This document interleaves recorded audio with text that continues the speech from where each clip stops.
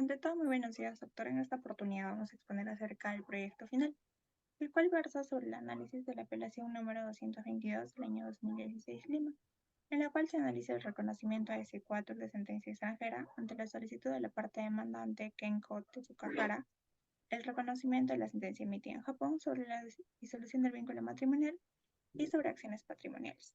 Teniendo en consideración que el S4 viene a ser aquel procedimiento mediante el cual se busca la reafirmación de una sentencia extranjera dentro del territorio nacional y que ésta adquiere eficacia dentro del mismo, siempre y cuando ésta cumpla con los requisitos impuestos por el Código Civil. A raíz de ello, procederemos a analizar la presente jurisprudencia previamente mencionada, ello a partir de conceptos, requisitos, ejemplos, y de igual forma precisando nuestra postura respecto a los fundamentos que se encuentran dentro de la apelación.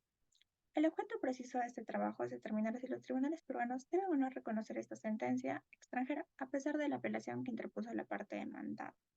Además de que si es factible que dicha sentencia adquiera fuerza ejecutorial y que inclusive pueda servir como medio probatorio en otro proceso a posterioridad.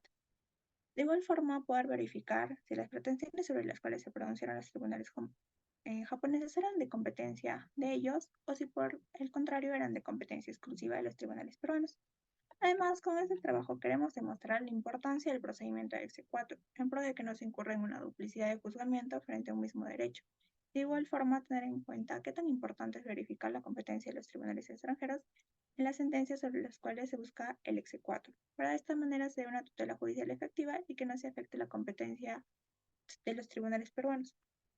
Como primer punto tenemos el resumen del caso. Ahora, esta jurisprudencia surge a raíz de que Kenjo Tsukahara solicita que se reconozca en el Perú la sentencia extranjera que fue expedita por la Corte Superior de Hiroshima en la filial de Okayama, sección 2 de Japón, el 27 de junio del año 2013, que declara la disolución del vínculo matrimonial y la transferencia de la propiedad del bien inmueble que fue adquirido durante el vínculo matrimonial hacia el señor Kenjo Tsukahara. Sin embargo, la ex cónyuge señala que no se puede reconocer esta sentencia debido a tres fundamentos. El primero de ellos es que la resolución judicial no se ha pronunciado respecto a su contradicción. Por ende, la sentencia extranjera estaría incurriendo en la vulneración del derecho a la debida motivación. Además de que por su condición de extranjera fue discriminada y se encontraba en una situación de vulnerabilidad a diferencia de la parte demandante. El segundo fundamento va en razón de que la causa de divorcio que se alega no se encuentra, según la demandada, dentro del artículo 333 del Código Civil, por lo cual se estaría contraviniendo el orden público y por siguiente lo establecido en el artículo 2104, específicamente en el inciso 7 del Código Civil, que precisa que las sentencias extranjeras sobre las cuales se busca el reconocimiento mediante el procedimiento de C4 no deben ser contrarias al orden público ni a las buenas costumbres. En esa misma línea de ideas, el tercer fundamento de la demandada es que se ha desnaturalizado el deber de asistencia, ya que los jueces japoneses le precisan que tienen la obligación de transferir la totalidad de sus derechos de propiedad del bien adquirido durante el vínculo matrimonial del señor Kenjo Tsukahara. Respecto a dichos alegatos, la sala se pronuncia y señala que la causal de divorcio sí se encuentra inmersa dentro del artículo 333. Aparte, la demanda como tal no contraviene el orden público y de igual forma no se ha vulnerado el debido proceso, debido a que la demandada se ha personado el proceso y ha participado del mismo de forma activa, ya que interpuso su contrademanda, además de que en un momento interpuso una contradicción respecto a la jurisdicción y competencia de los tribunales japoneses. Por ende, se da por entendido que se encontraba de acuerdo a que estos sean, a que la pretensión como tal de la disolución del vínculo matrimonial eh, sea conocida por ellos. Por otra parte, la sala se pronuncia sobre el ámbito patrimonial de la sentencia extranjera, precisando que los jueces en sí originarios que pueden conocer esta pretensión según el artículo 2058 del Código Civil solamente son los tribunales peruanos, a pesar que los cónyuges se encuentren domiciliados en el extranjero. Finalmente, se tiene que la Sala Superior declara infundada la contradicción formulada por Catherine Salas Navarro de Tsukahara, fundado a la solicitud interpuesta por el señor Kenjo Tsukahara, y por ende le otorgan fuerza ejecutoria de la sentencia extranjera que fue expedita por la Corte Superior de Hiroshima en la filial de Okayama, Japón, la cual confirma la sentencia que se dictaminó, es decir, que se reconoce la disolución del vínculo matrimonial contraído entre las partes anteriormente señaladas, y respecto al contenido patrimonial de la sentencia extranjera, se determina que esta es de competencia exclusiva de los tribunales peruanos. Por ende, no se procede sobre esta parte de la resolución al reconocimiento mediante exequatur. Eso sería todo por mi parte y pase a mi siguiente compañero. Siguiendo con la identificación de la controversia, se aprecia que el pronunciamiento del órgano jurisdiccional japonés supone no solo se trata de un tema patrimonial, ello al regular lo referente a quién debe ser el titular del derecho de propiedad respecto de los bienes inmuebles adquiridos dentro de la relación matrimonial. Entonces se aborda una controversia sobre bienes inmuebles. Es así que al tratar este tema es inevitable exponer lo que dispone la norma, nuestra norma. Haremos énfasis en lo dispuesto por el artículo 2058, inciso 1 del Código Civil y el artículo 2060 del mismo cuerpo normativo. Habiéndolos mencionado, se va a pasar a detallar estos artículos. Entonces, tenemos que el artículo 2058, inciso 1 del Código Civil, señala que los tribunales peruanos tienen competencia para conocer de los juicios originados por el ejercicio de acciones de contenido patrimonial. Esta competencia se les es otorgada exclusivamente, aun cuando se trate un caso de, digamos, personas domiciliadas en un país extranjero, aun cuando se toque acciones relativas a derechos reales, como es el presente caso materia de análisis. Y para comprender mejor lo que establece la norma, eh, se podría plasmar un ejemplo. Entonces, tenemos un proceso de disolución del vínculo matrimonial entre la parte que solicita el exequatur y su cónyuge. Y ellos cuentan con nacionalidad estadounidense y venezolana, respectivamente. En este proceso se hace valer un convenio de separación de bienes y gran parte de estos se encuentran en Venezuela, con el dato además de que estos bienes fueron enajenados a favor de terceros, por lo que no habría bienes para liquidar. Entonces, de igual forma, la jurisdicción le corresponde a los tribunales venezolanos. Digo porque no puede llevarse a cabo convencionalmente en favor de tribunales extranjeros y que en aquellos casos en que el asunto se refiere a controversias relativas a derechos reales sobre bienes inmuebles que se sitúen en otro territorio, se otorga jurisdicción exclusiva a los tribunales de esa república. Ahora, hablando del artículo 2060 del Código Civil, sirve en realidad para reforzar lo que hemos mencionado antes, lo anterior al anterior artículo. Esto porque establece que la elección de un tribunal extranjero para conocer de los juicios que se originan por el ejercicio de acciones de contenido patrimonial serán reconocidas siempre que no verse sobre asuntos de jurisdicción, en este caso peruana, de manera excluyente. En tal sentido, reflexionando lo establecido por la normativa, la decisión de los tribunales japoneses no puede verse válida al haberse pronunciado en relación a los predios adquiridos durante la relación matrimonial. Esto es lo que lo vamos a explayar y ver mucho más adelante. Incluso, habiendo mencionado lo anterior, se podría debatir lo referido a que los bienes son exclusivamente regidos por la ley del lugar donde existen, ello en cuanto a su calidad, a su posesión y a todas las relaciones de derecho de carácter real. Por lo que, claro, en esta jurisprudencia llama la atención se haya aplicado en su momento la norma extranjera en materia de bienes inmuebles, el cual refiere a la regla de territorialismo, a este principio. Y tocando un poco más sobre este tema, se basa en que los bienes situados en los territorios y aquellos que se encuentran en los estados, en cuya propiedad tenga intereses o derecho a la nación, están sujetos a las disposiciones de este, aun cuando sus dueños sean extranjeros y residan fuera. Entonces, podemos decir que este principio sostiene que el tribunal debe aplicar exclusivamente su propia ley. Por lo tanto, la ley se impone a todos los individuos que residen en el territorio o que se encuentren sometidos a la jurisdicción del Estado que se la promulga, sin distinción entre nacionalidades y extranjeros, concepto que refuerza lo que hemos mencionado antes. Eso sería todo. Les doy la palabra a mi siguiente compañera. Ahora bien, continuando con la exposición, hablaremos acerca de la postura en base a la sentencia de apelación. El análisis versa en dos temas centrales, como lo son el matrimonio y el patrimonio, por lo que partiremos interpretando ambos temas. Primero empecemos con el análisis del matrimonio. Bueno, la figura del matrimonio en ambas jurisdicciones tiene un concepto muy diferente. Por ejemplo, en nuestro Código Civil, según el artículo 234, menciona literalmente que el matrimonio es la unión voluntaria concertada por un varón y una mujer, y correlativamente, ello es respaldado por la Constitución Política del Perú, en su artículo 4, que fomenta el matrimonio y la familia. Pero por otro lado tenemos a la Constitución Política japonesa, que en su artículo 24 señala literalmente que el matrimonio está basado solamente en el mutuo consentimiento de ambos contrayentes y será mantenido por la cooperación mutua con igualdad de derechos de marido y mujer. Y pues bueno, en esta comparación con la normativa peruana guarda mucha similitud. Por ejemplo, primero, en delimitar la oposición de los sexos, es decir, que va a definir tanto al varón como a la mujer. Segundo, que va a remarcar que este acto es libre y voluntario. Sin embargo, en la normativa japonesa delimita un poco más a lo que es a la individualidad, dignidad e igualdad de derechos cuando suponga en temas de patrimonios y derechos. Es decir, cuando cese la relación de este vínculo matrimonial, se va a primar primero el patrimonio y los derechos.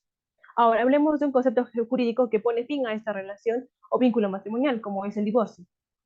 Pues es conocido también en nuestro Código Civil, en el artículo 348, que este vínculo matrimonial se puede romper por dos vías. Primero, judicialmente, cuando las partes no estén de acuerdo, y notarialmente, cuando las partes estén de acuerdo en todo ámbito, como las liquidaciones patrimoniales, la relación familiar, potestades, etc. Pero en todo caso, en caso del proceso judicial, esto se va a incurrir en el artículo 333 del Código Civil, que son las causales de divorcio donde las partes pueden solicitarlo. Por otro lado, en la norma japonesa, tiene una concepción más tradicional acerca del divorcio. Como lo menciona Domingo y Hayashi, el divorcio fue constantemente sustituido y modificado en los códigos, por ejemplo, sea por las influencias extranjeras, la correlatividad del tiempo. Y bueno, este último código, el código de Meiji de 1898, también se otorga dos formas de divorcio. La primera, que es por mutuo consentimiento, donde solo se remite el divorcio a registros públicos y que también es llamado por causa justa, que reemplaza lo que era el divorcio unilateral de 1873, donde el código de Tagio Ryo otorgaba la potestad al varón de repudiar a la mujer. Sin previo aviso la abandonaba y ello contaba como divorcio. Y claro, esto era súper criticado por la sociedad japonesa, más que nada para las mujeres, porque era muy machista. Por ejemplo, este repudio se podría dar en casos donde la mujer era infértil, si era celosa, si contraía o tenía una enfermedad incurable, si tenía deseos sexuales exacerbados o si era muy habladora. Por otro lado, en el caso del divorcio judicial, señala algunas causas no tan claras y poco entendibles. Ahora, en el caso de Kengo Tsukahara, solicita el divorcio en la Corte Familiar de Okayama, Japón, en base a la causal de divorcio de dificultad para continuar con la relación matrimonial, lo que es similar al numeral 11 del artículo 333 del Código Civil peruano.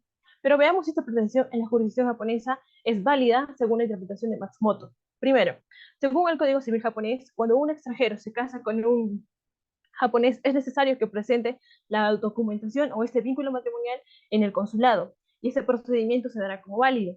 Ahora, en este caso, al haberse casado en el Perú, los contrayentes lo registran en el consulado japonés, que está en Perú. Por eso es que se le permite al señor Kengo Tsukahara solicitar el divorcio en la jurisdicción japonesa. Segundo, que si se presenta el divorcio y las partes no estuvieran de acuerdo, se irían a la resolución de primera instancia, es decir, al proceso de mediación. Esta instancia es obligatoria para ambas partes y también es llamada lo que es el Tribunal de Familia o el Katei Saibansho. Pero en este caso, ya que el señor Kengo Tsukahara y la señora Rusalas tuvieron un matrimonio fuera de Japón, esto se va a tramitar en el Chotei o Shinpan. Entonces, ya que este divorcio fue solicitado primero por don Kengo Tsukahara, está claro que los contrayentes no llegan a un acuerdo en la mediación. Por eso es que se lleva a segunda instancia de familia y es que se remite esta resolución.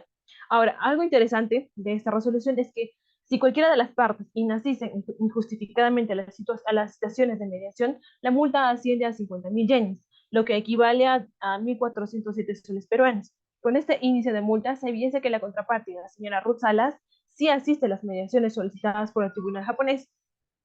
Como tercer punto, tenemos que cuando la mediación no prospere, el juez puede dictar unilateralmente un shimpan arbitrario, pero esta puede ser cuestionada cuando se presente el recurso de Iji no Moshitate, que en este caso lo presenta la señora Ruzalas. Como cuarto punto tenemos que, según el artículo 2104, menciona que para que la sentencia de exequatur fuera reconocida en la jurisprudencia peruana, menciona que debería cumplir con las 8 literales. Sin embargo, la primera literal no cumplía, porque en este caso las partes se casan en Perú, adquieren patrimonios en Perú y la carga familiar también, por lo que corresponde jurisdiccionalmente a la competencia peruana. Pudo haberse aplicado el primer ítem para rechazar el exequatur. Sin embargo, en este caso, la contraparte, la señora Ruth Salas, responde a las citaciones de mediación del Tribunal de Familia de Japón, por lo que se inaplica este artículo, así como el artículo 2058 del Código Civil. Entonces, damos entendido de que el matrimonio sí procede por exequatur, pues califican los requisitos del artículo 2104 del Código Civil peruano. Le doy la palabra a mi siguiente compañera. Asimismo, vamos a hablar sobre el patrimonio, el cual es uno de los puntos muy importantes dentro de la sentencia. Se va a dar un acuerdo positivo en el pronunciamiento de la resolución judicial en el punto sobre la competencia de los tribunales peruanos en acciones patrimoniales. Es decir, estipulado en el artículo 2058, donde nos da a conocer que los tribunales peruanos tienen competencia para poder conocer de los juicios originados por el ejercicio de acciones de contenido patrimonial, aún contra personas domiciliadas en el país extranjero, en los casos siguientes: cuando se ventilen acciones relativas a derechos reales sobre los bienes situados en la República, esto tratándose de predios de dicha competencia que va a ser exclusiva. Ahora, es necesario poder establecer que cuando el señor Sukahara y la señora Salas contrajeron matrimonio ante autoridades peruanas y éstas adquirieron bienes inmuebles dentro de ese vínculo, por lo que, de acuerdo al artículo 2058, estipula que el tribunal competente es el peruano en este extremo. Asimismo, cabe mencionar que el artículo 2104, donde nos menciona sobre los requisitos para el exequatur, menciona lo siguiente: que para que las sentencias extranjeras puedan ser reconocidas en la República, se necesita además de lo previsto en los artículos 2102 y 2103, los cuales nos mencionan que no resuelvan sobre asuntos de competencia peruana exclusiva y que no sea contraria al orden público ni a las buenas costumbres. Ahora, para poder entender bien lo que nos menciona el artículo, es necesario poder definir qué es exequatur. Para que las sentencias emitidas en el extranjero puedan tener validez para el Perú, deben de ser reconocidas por los tribunales judiciales peruanos, y esto mediante el procedimiento del reconocimiento de sentencias extranjeras, y así cumpliendo los requisitos el cual nos señala la legislación peruana. Asimismo, el tribunal japonés resuelve asuntos de competencia exclusivamente peruana, como los predios situados en el Perú.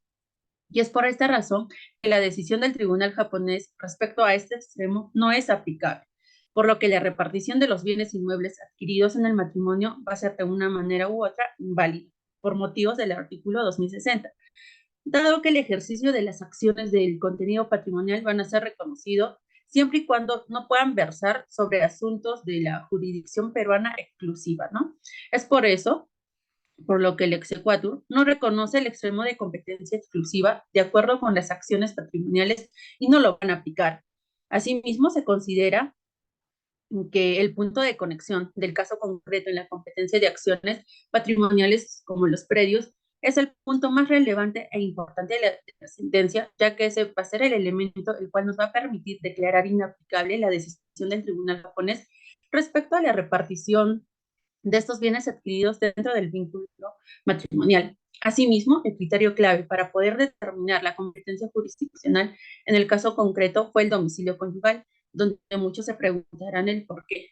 Ahora, el domicilio conyugal se va a tener que caracterizar por dónde se reside habitualmente, y en este caso, tanto el señor Sukahara como la señora Salas vivían en un inmueble adquirido en el distrito de Santiago de Surco, por lo que el domicilio nos confirma la existencia de un bien inmueble adquirido. Y esto nos va a poder permitir que el tribunal peruano sea competente por materia exclusiva de los predios adquiridos dentro del país. Asimismo, respecto a las consideraciones del Código Montevideo de 1940, el cual nos señala normativamente en el artículo 16 que las convenciones matrimoniales y las relaciones de los esposos con respecto a estos bienes se van a regir por la ley del primer domicilio conyugal en todo lo que verse sobre materia de estricto carácter real, y que esta no está prohibido por la ley del lugar de la situación de los bienes adquiridos.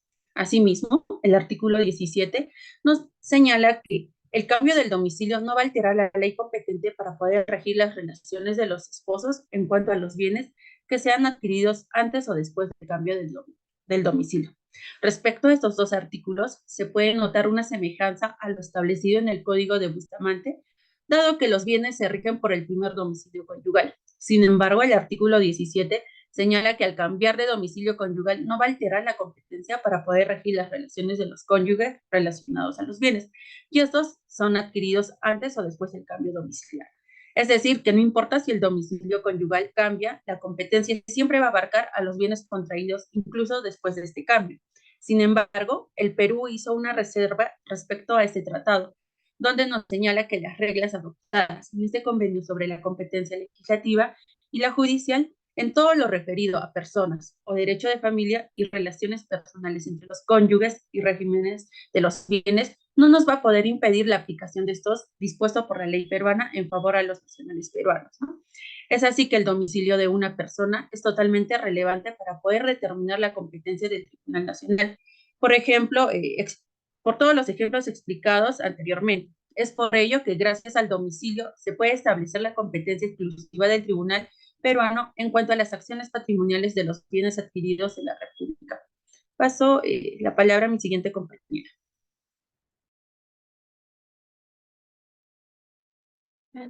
Continuando con las normas aplicables a este caso, debemos mencionar que la controversia en materia de análisis surge respecto al reconocimiento de sentencias extranjeras de la disolución del vínculo matrimonial entre Kengo Tsukahara y Catherine Salas Navarro, además de pronunciarse respecto a un tema de contenido patrimonial que habría sido adquirido durante el matrimonio.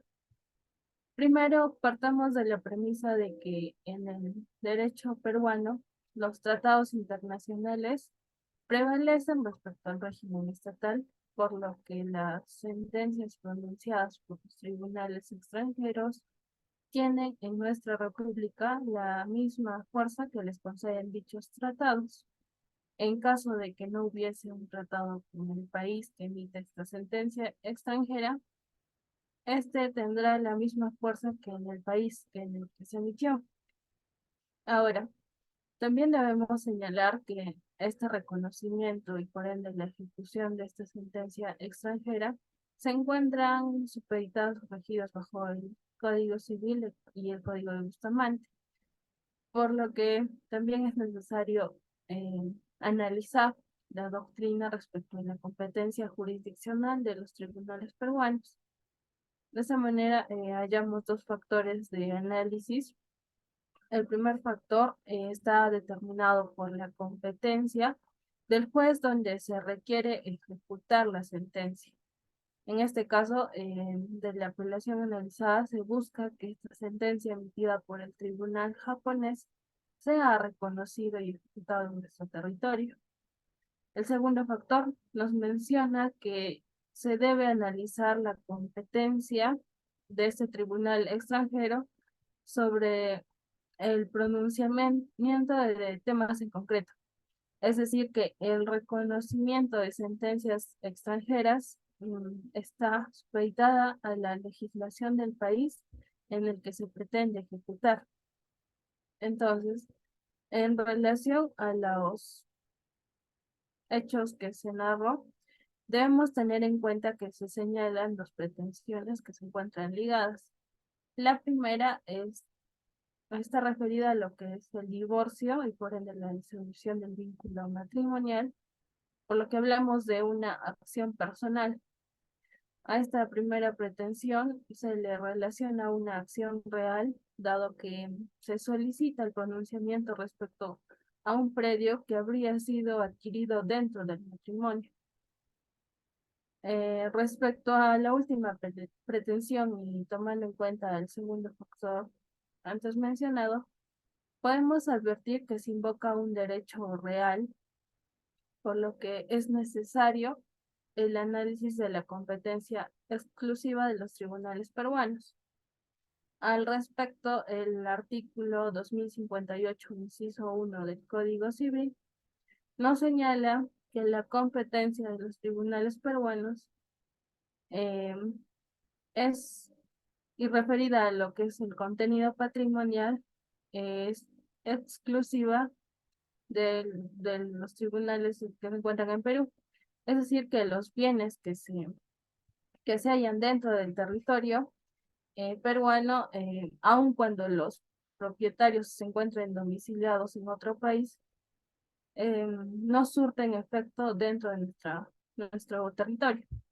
Al respecto, Ugarteche de forma literal nos señala que lo único que exige la legislación peruana es que el tribunal extranjero no invada la legislación nacional y que el tribunal extranjero debe considerarse a sí mismo competente. En relación a la apelación que estamos analizando, debemos precisar que es facultad del órgano jurisdiccional peruano resolver de forma exclusiva conflictos de contenido patrimonial que se encuentren situados en el territorio peruano, por lo que si los demandantes tienen un bien hallado en Perú y el tribunal japonés se pronuncia respecto a ello, dicha decisión no va a surtir efectos en nuestro país. Además, debemos precisar que esta norma resulta coherente, dado que la propiedad está sometida a la legislación peruana y se va a ejercer de acuerdo a los límites que establece la ley, el orden público y las buenas costumbres. Dentro de la doctrina peruana también se ha señalado que hay límites jurisdiccionales intangibles. De esta manera, en base a lo que señala Delgado, taxativamente nos indica que los casos de competencia exclusiva constituyen la excepción y están precisados en el artículo 2058 del Código Civil, en los incisos 1, 2 y 3, y están referidos a las acciones reales sobre los predios situados en el país, por lo que el reconocimiento de estas sentencias extranjeras solo proceden en casos de competencia facultativa, pero no tienen efecto cuando la competencia es exclusiva por los tribunales peruanos. Por tanto, concordamos con el fundamento señalado por la sala. Le doy paso a mi siguiente compañera. Bueno, continuando con otras normativas aplicables al caso, tenemos lo que es el Código de Montevideo, el cual nos indica que a través del artículo 32, este nos habla sobre los bienes, que cual fuera su naturaleza, estos son regidos de forma exclusiva por la normativa donde se encuentre el bien, por lo que en territorio peruano es lo que se debería de resolver, y no en el estado de Japón como como él mencionaba o solicitaba lo que es el señor Zucara. Ahora, en cuestión al reconocimiento de una sentencia extranjera, este debe cumplir lo tipificado en el Código Civil en el artículo 2104, la cual indica que las sentencias extranjeras serán reconocidas cuando cumplan los requisitos. Asimismo, el de los artículos 2102 y 2103 del mismo código. Y justamente por ello es que la señora Salas alude que la competencia debe ser en la jurisdicción peruana. Y lo que señala el Tribunal de Japón estaría contraviniendo lo que son las buenas costumbres y el orden público, refiriéndonos al vínculo matrimonial. Por ello, recordemos que en la ley peruana tenemos causales para la disolución del vínculo matrimonial, las cuales están tipificadas en el artículo 333 del Código Civil, por lo que ahí señala que hay un número clausus, la cual no admitió por homologación de sentencias de divorcios, justamente por causales distintas a las establecidas por la ley nacional. Pero existe una contraposición admitida, que los nacionales puedan ser divorciados ante un tribunal extranjero, siempre y cuando se sujeten a la ley del divorcio conyugal. De esta forma se estaría modificando lo que es la jurisdicción de que es de carácter exclusivo a facultativo. De tal manera que en la sentencia emitida a través del Tribunal de Japón vendría a ser válida porque justamente viene a ser competente y cumple con los incisos 1 y 2 del artículo 2104 del Código Civil. De esta forma se estaría declarando procedente lo que es el exequatur. Pero en el Código de Montevideo y el de Bustamante refieren otras circunstancias. Por ejemplo, en el Código de Montevideo, a través del artículo 59, indica sobre el divorcio, que debió iniciarse ante los jueces del domicilio conyugal.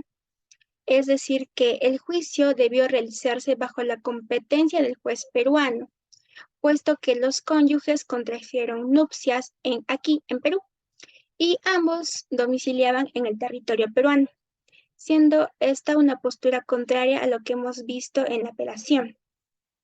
Ahora, si lo enfocamos en cuestión al Código de Bustamante, en cuestión al divorcio, señala que la competencia sobre los tribunales de cualquier estado contratante opera cuando uno de los cónyuges ostente la nacionalidad de cualquiera de estos estados solicitados o se encontrara domiciliado en ella, justamente de acuerdo al artículo 318 del código ya mencionado.